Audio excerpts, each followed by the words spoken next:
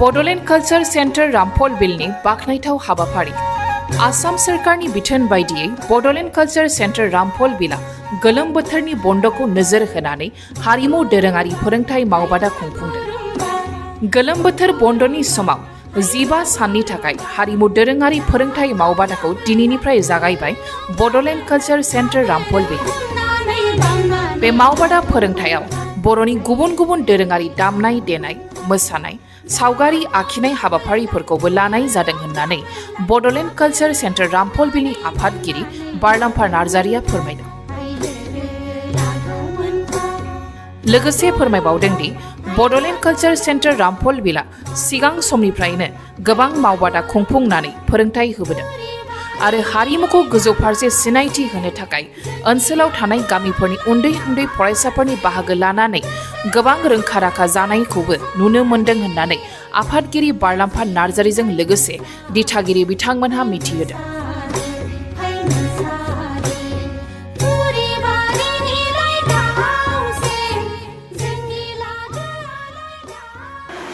दा बेवहाय मोनसे सामार भेकेसन वर्कशप जागासिनो दं।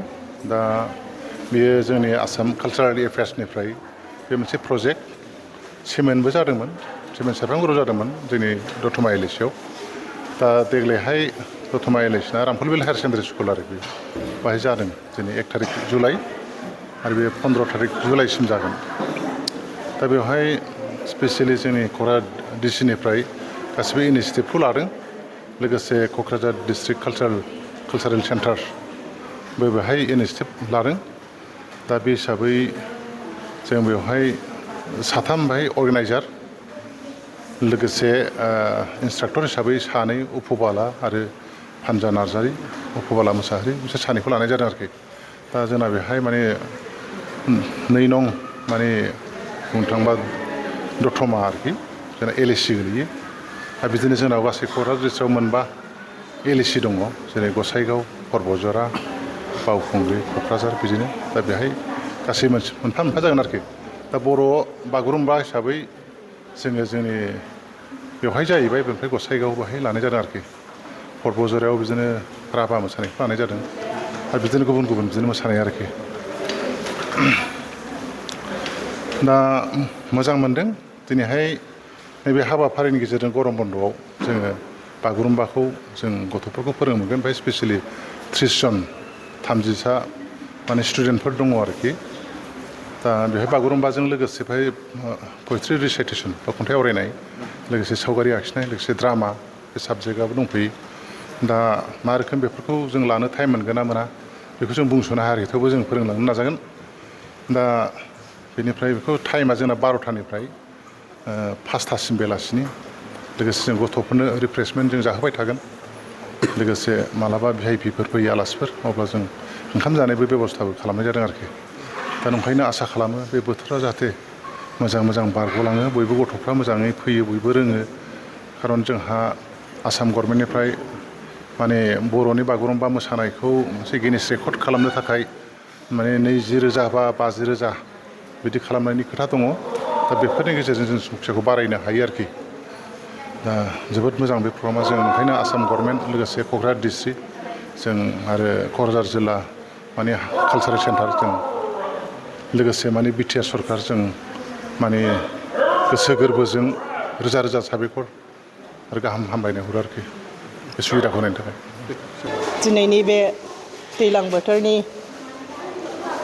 मोनसे बादा बेखेवनायाव फैनानै आङो नुनो मोनदोंदि, मानो होनोबा जोंनि बे रामफल बिल कालचार सेन्टारनिफ्राय बाहागो लानानै मुस्रि मानगोनां बारलांफा मोसाहारिनि दैदेननायाव जोंनि बे रामफल बिल आन्सलिकआव कालचाराव एसेबो उन नङा होननानै बुंबाबो बांद्राय बुंजानाय नङा। मानो होनोबा जोंनि बे रामफल बिल आन्सलिकआव मोसानो, दामनो, देनो न'खरफ्रोमबो गासैबो गारजेनफोरखौ गोसो गुदुं खालामनानै गाव गावनि फिसा फिसौफोरखौ लाबोनानै बावहाय फोरोंबादायाव फैनानै सोलोंदों आरो रोंदों। थांनाय बोसोरावबो बेबायदिनो मोनसे फोरोंबादा खुलिनानै गोलोम बोथोरनि बादा खुंफुंनायाव जोंनि माखासे फरायसुलिफोरा रोंगौथि लानो हादों। जोंनि हारिमु ट्रेडिशनेल मोसानाय गासिबो दामनाय देनायाव जोंनि नैबे एलेखानि जोंनि आन्चलिकनि आन्दार आरो गुबुन जायगानिफ्रायबो बेवहाय लैहोरै फैनानै सोलोंफैदों आरो रोंगौथि लानानै थांनो हादों। दिनैनिफ्राय बे फोरोंबादाखौ बेखेवजेननाय जादों आरो 15 सान बिथांमोनहा फोरोंगोन। बे फोरोंनायाव गासैखौबो खावलायहरदों। मानो होनोबा जोङो फरायनायजों लोगोसे जोंनि फिसाफोरा मोसानाय मुसुरनाय जोंनि बे कालसारखौ लाखिनो थाखाय जोंनो गभर्नमेन्टआबो जोंनो चान्स होदों। ओंखायनो जोंनि फिसाफोरा मोजाङैनो सोलोंनो हाथों। फरायनायजों लोगोसे दानि जुगाव कम्पिटिसन जुगाव सोलोंथाइखौ मोजाङै लानो हायो। जेरै एडुकेसन, कालसारेल आरो जोंनि गासै ट्रेडिशनेल बेफोरखौ लाफानानै जोङो रोंखा राखा जानानै थानाया जोंनि थाखाय गाहाम। बेनिखायनो जों बयबो गारजेन हिसाबै फिसा फिसौफोरखौ नैबे फोरोंबादायाव लाबोनानै मोसानाय सोलोंनाय हाबाफारियाव सोलोंफैयोबा जगदान होफैयोबा जों मोजां जायो आरो।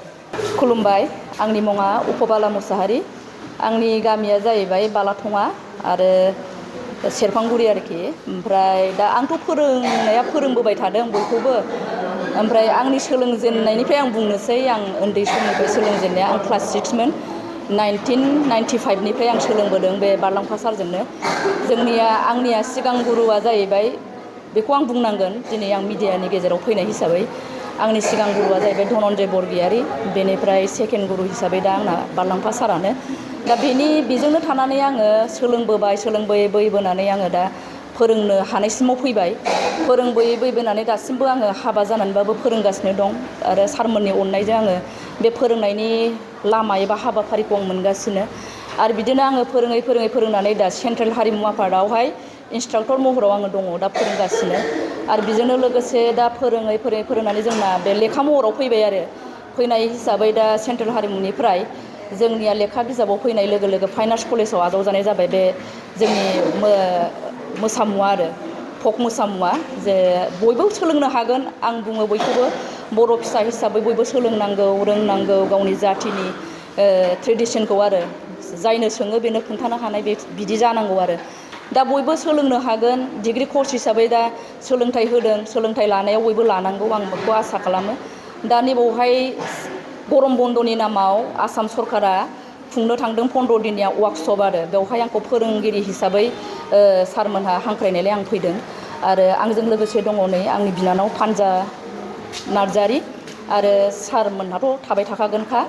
दा बे 15 दिनावहाय आसाम सरकारा हेमन्त बिश्व शर्मानि बिथोन बायदियै डिसिनि अर्डारजों कालचार एफेयार्सनिफ्राय खुंनो लादों बे 15 दिननिया वार्कशपखौ। दा जों बावहाय जों सानैजों फोरोंगिरि हिसाबै बाहागो लानो मोनदों। बेनि थाखाय आसाम सरकारखौ आं गोजोननाय जासियो एबा थेंकिउ होयो। जाहाथे जों जेब्लायबो बेफोरबायदि खाबुखौ मोनबाय थाथों, बयबो फोरोंनो मोनथों, आंनि उनाव आरो बयबो फोरोंफैनो हाथों। आरो जायफोर गथ'फोर दा सोलोंनो थाखाय फैदों मोजाङै रोंथों, जोंनि फोरोंनायजों मोजां सोलोंलांनो हाथों। आरो जोंबो बिसोरखौ साबसिननिफ्राय हामसिन फोरोंनो हानाय जोंबो जाहाथे रोंनांगोन आरो जानांगोन। जाहाथे जोंनि फोरोंनाया मानसिफोरनि सिगाङाव नाम मोनो, बाख्नायनाय मोनो, आं बेखौनो मिजिंथियो। आरो जेब्लायबो आङो रामफलबिल बड'लेण्ड कालचार सेन्टारनि जानानैसो फोरोंगासिनो दङ। दा बावहाय जोंनि जथ' सोलोंसाफोर दं आरो बांसिनानो जों रामफलबिल कालचार सेन्टारानो नामजादा होनजायो। होनद्रायनायबो जाजोबा, थेवबो होनजायो आरो। दा आं बावहाय गौरब जायो आरो आं उन्दै समनिफ्रायनो सोलोंबोनानै जे बिसिम दासिमबो आं फोरोंनो हादों। आफा आनान गसाइनिसिम आङो जथेस्थ' धन्यबाद आरो खुलुमनाय जासियो। जाहाथे आंनि देहा सोलेर जेब्लायबो मोजाङै थाथों, बयखौबो फोरोंनो हाथों आरो बयनिबो अनसायनाय मोनथों। आरो जोंनि बर'नि बे कालचारखौ सरकाराबो अनसायनायखौ होथों, जेब्लायबो जों अनसुंथाइखौ मोनगोन बेखौ आसा खालामो आरो जों हेफाजाबखौ मोनगोन आं बेखौ मिजिंथिनानै नैबे 15 दिननि वार्कशपआव जाहाथे जों मोजाङै मोजां फोरोंनानै साक्सेस खालामनो हायो आरो फोरोंनो हायो बेखौनो आं आसा मिजिंथिनानै आंनि बुंनायखौ बेयावनो फोजोबबाय। गेजेराव मा मा मोसानायखौ फोरोंदों? दा 15 दिननि गेजेराव जोंनाथ' मेनखौ बागुरुम्बाखौनो खालामो। दा जों बागुरुम्बाखौ फोरोंग्रोगोन, बेनि उनाव बागुरुम्बाखौ फोरोंखांनानै जों माखौ फोरोंनाय जायो। दा मोसाग्लांनाय दं, बारदै सिख्ला दं, दाउस्रि देलाय दं। दा बेफोरनि गेजेराव बे मोनथाम मोनब्रैनि गेजेराव माखौ फोरोंबावनाय जायो, बिसोरखौ बागुरुम्बाखौ हाखाङोबा दाउस्रि देलाय एबा बारदै सिख्ला बेखौ फोरोंलांनोसै। दा बेजों लोगोसे बावहाय मोनसे थाफाबावदों, जेनेबा सावगारि आखिनाय आरो खन्थाइ लिरनानै लाबोनाय आरो। दा बेवहाय जोंनि माखासे जोंना मोसानायानो मेन, ओमफ्राय नैबे गावबा गावनि सायाव थाबाय आरो खन्थाइ लिरनानै लाबोनाय होफैनाया आरो सावगारि आखिनानै लाबोनायाबो गाव गावनि सायाव थाबाय आरो। बेखौ जों नायनानै जाहाथे सोर बेसेबां गोरों बेखौ जों नायनांगौ जाहैबाय आरो। बड'लेण्ड कालचार सेन्टार हिसाबै दासिम गोबां बेफोरबायदिनो हारिमु फोरोंबोगासिनो दं। साफ्रोम गथ'फोरा माबायदि एक्साइटेड जानानै बे हारिमु मोसानाय बा बादायनायाव माबायदि बाहागो लाबोदों? जोंनि बड'लेण्ड कालचार सेन्टाराव जों फोरोंनो मोननाय बायदियै जा गथ'फोर फैयो रोङै होननायानो गैया। जा फैयो बांसिनानो गोरोङानो फैखायो आरो जायफोर रोङाबाबो जों बेखौ नाजानानैबाबो फोरोंखायो, जाहाथे रोंथारनांगौ हिसाबै जों माबा मोनसे खायदाजोंबाबो फोरोंखायो। आरो बे बड'लेण्ड कालचार सेन्टाराव जथ' गथ'फोर दङ रावबो रोंद्रायबो गैया आरो गोरोंद्रायबो गैया, आं बेखौबो होना। बयबो गोरोङानो जोब गावबा गावनि स्टाइलजों आरो थेवबो जोंनि बड'लेण्ड कालचार सेन्टाराव गथ'फ्रा रोङै जाफेरा आरो गोरोङानो जाजोबो। दा जोंथ' अनेक जायगायाव फोरोंनो मोनबाय, जेनेबा जों हारिमु आफादजों थाफानाय हिसाबै जायगा जायगा थांनानै जों फोरोंजोबनो मोननाय हिसाबै अबे खन्द'आव सोर गथ'फ्रा बेसेबां गोरों रोङा जों बेखौबो एसेबाबो आन्दाज मोनबोयो आरो। दा जोंनि फोरोंनायाव आं गथ'फोरखौ रोंगोन आं बेखौ आसा दं आरो।